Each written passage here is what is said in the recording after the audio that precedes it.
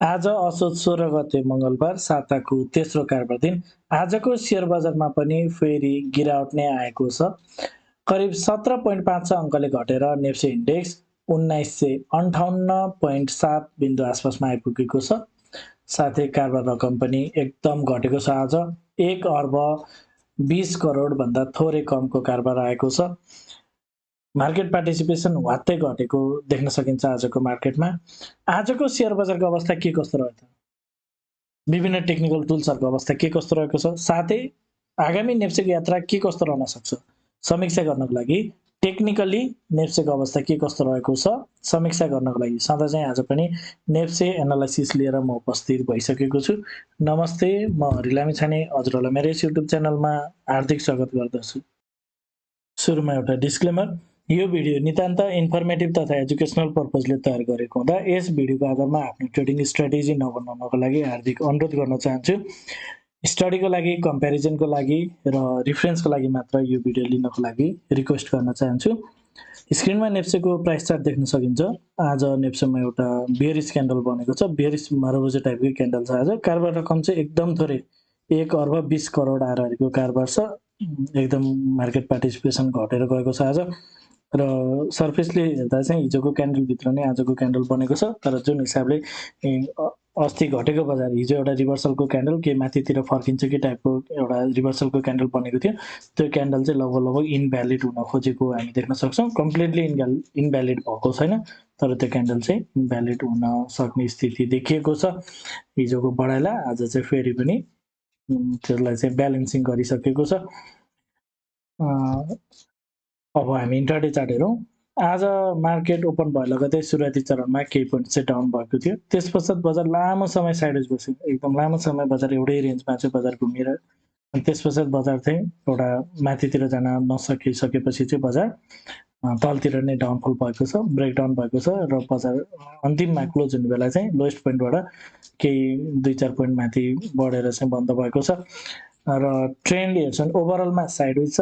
जुन हिजो एउटा लो क्रिएट गरेको थियो त्यो बिचमा नै यतापट्टिको लोलाई अझै ब्रेक गरेको छैन, यो रेन्जभित्र नै घुमिरहेको छ।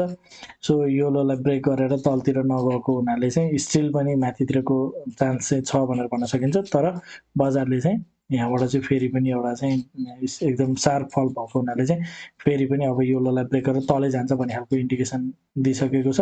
र हामी हेर्छौँ भने बजारले चाहिँ एउटा डाउन ट्रेन्डको च्यानल पनि क्रिएट गरिसकेको हामी अनुमान गर्न सक्छौँ।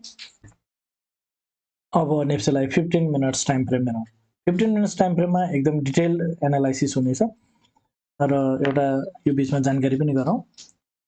यदि हजुरहरू the smart money concept very advanced level हो यो कोर्स, यदि हजुरहरू स्मार्ट मनी कन्सेप्टको टेक्निकल एनालाइसिसको कोर्स गर्न चाहनुहुन्छ भने त्यही पनि अहिले डिस्काउन्टेड फीमा चाहिँ यो अब दसैँ पनि नजिकिरहेको छ। सो दसैँ स्किम भनौँ अथवा जे भने पनि भयो, एउटा दसैँको अफर भनेर भन्दा पनि हुन्छ, दसैँ नजिकै छ। सो सबै ठाउँमा चाहिँ हामीले हेऱ्यो भने डिस्काउन्ट भनिरहन्छौँ। र सो त्यो हिसाबले मैले पनि आफ्नो क्लासेसहरूमा पनि डिस्काउन्ट गर्ने चाहिँ सोच बनाइरहेको छु। यदि हजुर डिस्काउन्टेड फीमा चाहिँ एडभान्स लेभलको टेक्निकल एनालाइसिसको कोर्स गर्न चाहनुहुन्छ भने कृपया स्क्रिनमा देखाएको नम्बरमा सम्पर्क गर्नुहोला।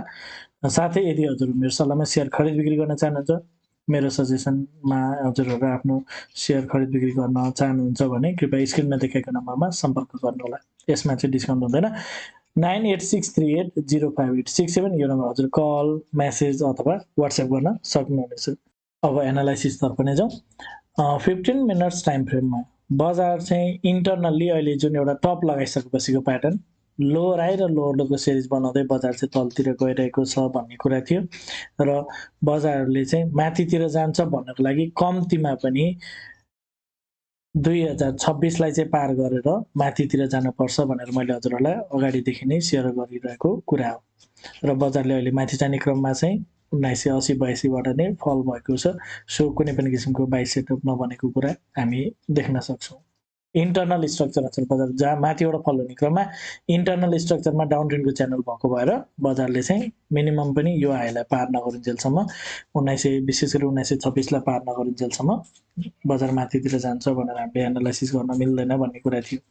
र बजार माथितिर जान सक्ने चान्स कतिको छ भन्ने सन्दर्भमा चाहिँ बजारले यतापट्टि यो जुन एउटा राम्रो ट्रेन्डका साथ अगाडि बढिरहेको बजार योलोलाई ब्रेक गरेर तल झरेको थियो। त्यसै गरी साइमल्टेनियसली यो हाइला पार गरेर बजार माथितिर गएको हुनाले चाहिँ लगानीकर्तालाई ट्र्यापमा पारिरहेको हुन सक्ने हामीले अनुमान लगाउन सक्छौँ, जसले गर्दाखेरि यो लोवर साइडमा पनि ब्रेक हुन सक्ने पोसिबिलिटी छ भन्ने कुरा चाहिँ मैले हजुरहरूलाई अगाडिदेखि नै सेयर गर्दै आइरहेको थिएँ। यो हिसाबले बजार यहाँबाट जुन हिसाबले माथि गयो यो चाहिँ एउटा फेरि पनि तलतिर जान्छ कि भन्ने खालको एउटा चान्स चाहिँ छ भन्ने खालको कुरा चाहिँ मैले हजुरहरूलाई अगाडि पनि सेयर गरेको थिएँ। त्यो अनुसार नै बजारले मुभ गर्न खोजेको जस्तो देखिएको छ। अहिले बजार हिजोको दिनमा चाहिँ बजारले यो जुन यो लोलाई ब्रेक नगरिकन यहाँबाट चाहिँ माथितिर जाने ट्राई गरेको थियो, तर माथि जाने क्रममा बजार चाहिँ खासै त्यति ठुलो माथितिर जान सकेन, अगाडिको हाइलाई पार गर्न सकेन र बजार चाहिँ फेरि फर्दर तलतिरै बाउन्स भएको छ। र यसरी हामीले हेर्छौँ भने इन्टरनल्ली चाहिँ एउटा डाउन ट्रेन्डको च्यानल भ्यालिड नै भइरहेको देखिन्छ र बजारले चाहिँ अब यो 1953, 54, 55 यहाँ 2-3टा लोहरू रहेको छ। यो लोलाई चाहिँ ब्रेक गर्दै बजार अर्को नयाँ लोको खोजीमा चाहिँ जान खोजेको जस्तो प्याटर्न हामी बुझ्न सक्छौँ। नेक्स्ट हिजो पनि मैले हजुरलाई भने बजार माथि जान्छ भने पनि 1983 देखिबाट म्याक्सिमम बजारको लागि 2004सम्म हो। 2004 गऱ्यो भने चाहिँ बजार माथितिर जान सक्ने पोसिबिलिटी बढ्नेछ भन्ने कुरा थियो। सो बजार 1983बाट नै 1980-82बाट नै बजार चाहिँ फल भएको छ र अब नयाँ लोको खोजीमा चाहिँ जान सक्ने हामी बुझ्न सक्छौँ। यो हिसाबले बजार चाहिँ अब यहाँबाट चाहिँ माथि जाने क्रममा यही नै लगभग लोवर हाई बनाएर अब अर्को लो चाहिँ तलतिर खोज्न जान सक्ने स्थिति हुनसक्छ भन्ने कुरा हामी हेर्न सक्छौँ। अहिले अन्तिमसम्म हेर्दा चाहिँ अन्तिमको हेर्दा चाहिँ थोरै केही माथितिर गयो भने अल्टिमेटली बजार चाहिँ केही तलतिर जान सक्छ भनेर हामीले हेर्न सक्छौँ। आवरली टाइम फ्रेममा ओभरअल बजारले चाहिँ यो एउटा लो लगाइसक्यो, 1953मा एउटा लो लगाइसकेपछि 2040मा गएर एउटा हाई लगाएको थियो र त्यो बिचमा नै बजार चाहिँ घुमिरहेको छ। हिजो दुईवटा चाहिँ बुलिस क्यान्डल बनेको थियो, केही माथितिर जान्छ कि भन्ने खालको यसले इन्डिकेसन गरे पनि आज सुरुवाती चरणदेखि नै बजार चाहिँ तल झरेको छ। जति बढेको थियो त्यो हिसाबले तल घटिरहेको छ।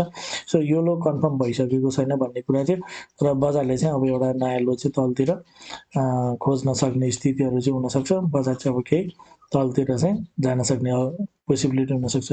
यो लोभन्दा अर्को लो चाहिँ तलतिर बन्न सक्ने स्थितिहरू बन्न सक्छ र हामीले चार्ट क्यान्डल्सहरू हेर्छौँ भने डाउन ट्रेन्डमै गइरहेको देखिन्छ र डेली टाइम फ्रेम हेर्छौँ आज एउटा बियरिस क्यान्डल बनेको छ। आजको क्यान्डलले बजार केही तलतिर जान सक्छ भन्ने इन्डिकेट गर्छ। हिजो चाहिँ बजारले केही एउटा रिभर्सलको क्यान्डल चाहिँ बनाएको थियो।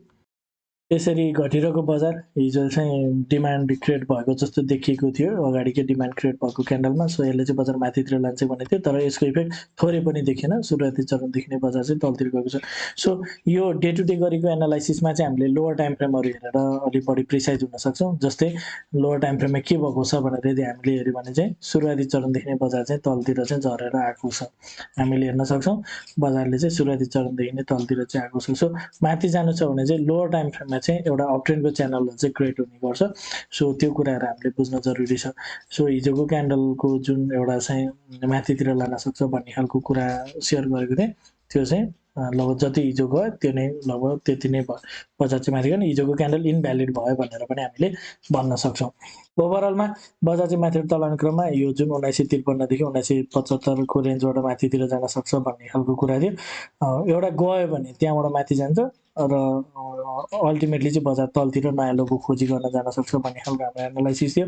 बजारले माथिबाट तल आउने क्रममा यो लेभललाई चाहिँ होल्ड गरेन भने बजार चाहिँ अब नेक्स्ट लो खोज्न चाहिँ जान सक्छ भनेर हामीले र प्रोबेबली अब बजार तल आउने क्रममा चाहिँ पहिला जहाँ सपोर्ट लिएको थियो त्यो लेभलमा चाहिँ स्टेबल हुने चान्स एकदम कम रहन सक्छ र बजारले चाहिँ अब 1875 को रेन्जलाई चाहिँ फेरि पनि टच गर्न आउन सक्ने हामी बुझ्न सक्छौँ र यो लेभलबाट आएपछि चाहिँ बजारको माथितिर मुभ लिएला अहिलेको लागि चाहिँ बजार तलतिर जाने खालको अब नयाँ बजारले चाहिँ नयाँ एउटा लो बनाएर तलतिर जान सक्छ भनेर हामीले हेर्न सक्छौँ। अहिले बजार चाहिँ ओभरअलमा डेली टाइम फ्रेमको क्यान्डल्सहरू हेर्दा ओभरअलमा साइडवेज रहेको छ। बजार 1920 देखि 1950बाट चाहिँ माथि जाने क्रममा 1950लाई चाहिँ ब्रेक गर्छ कि भन्ने थियो, तर बजारले चाहिँ यो लेभललाई ब्रेक नगरिकनै फेरि पनि तलतिर गएको छ। यसको अर्थ यो लो चाहिँ अझै पनि कन्फर्म भएको छैन र बजार चाहिँ स्टिल लोको खोजीमा नै रहेको हामी बुझ्न सक्छौँ।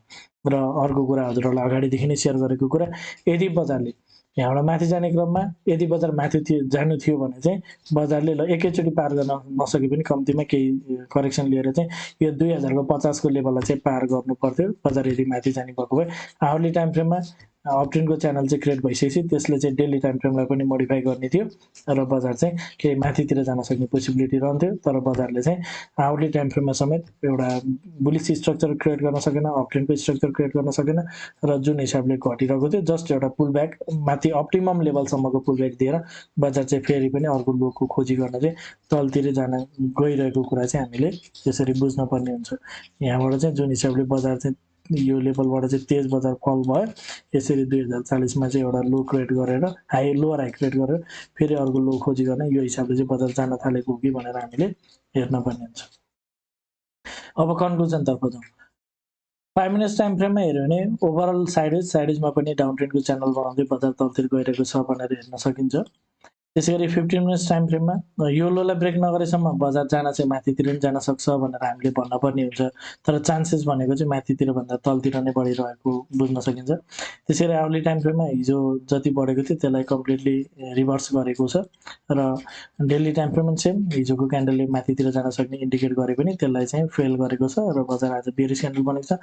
आजको क्यान्डलले बजार केही तलतिर जान सक्ने नै इन्डिकेट गर्छ र तलाउने क्रममा अब बजारको लागि चाहिँ अगाडिको 1930तिर जुन एउटा स्विङ लो बनाएको थियो त्यसमा चाहिँ सपोर्ट नलिने कुराहरू, लिन नसक्ने कुराहरू चाहिँ हामीले प्रायोरिटी चाहिँ त्यो हिसाबले हेर्न पर्यो भन्ने कुरा हजुरहरूलाई सेयर गर्न चाहन्छु। हजुरहरूलाई मेरो भिडियो के कस्तो लागिरहेको छ कमेन्टमा जानकारी गराइदिनु होला। भिडियो मन परेको छ, उपयोगी भइरहेको छ, भिडियोले हजुरहरूलाई के सहयोग पुर्याइरहेको छ भने भिडियोमा एक लाइक गर्ने अवश्य गरिदिनु होला।